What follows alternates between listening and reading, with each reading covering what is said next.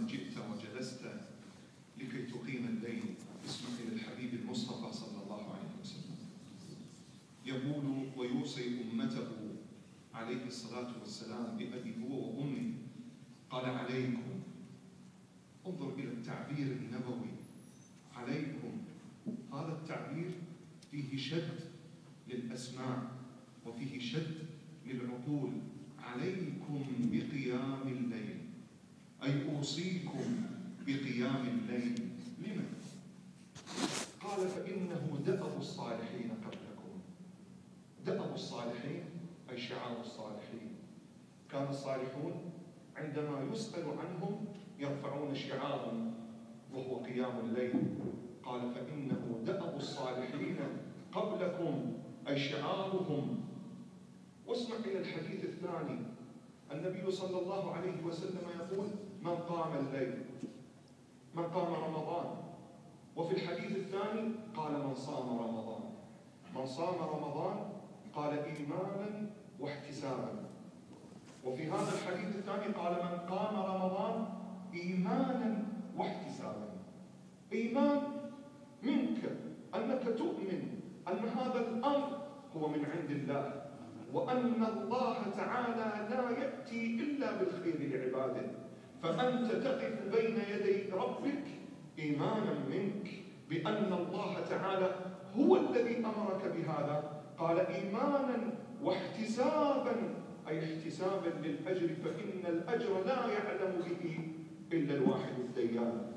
قال من صام رمضان إيمانا واحتسابا، قال ومن قام رمضان إيمانا واحتسابا احتسابا للأجر.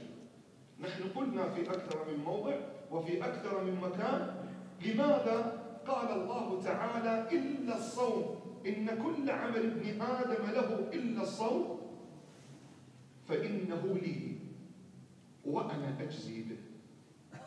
طيب ما هذا الأجر؟ ما عظمه عند الله؟ قال فإنه لي وأنا أجزي به.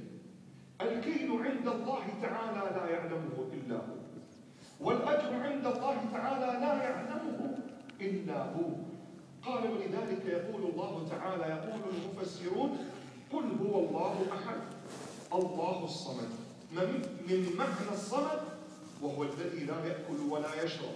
فأنت عندما تصوم وعندما تصلي ولا تأكل ولا تشرب في الصلاة فأنت قد اتصفت بصفة من صفات الخالق الديان، وهي الصمد الذي لا يأكل ولا يشرب.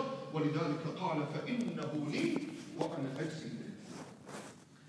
يقول أحد الصالحين بعد أن انتقل إلى الرفيق الأعلى رؤية المنام، ما فعل الله بك؟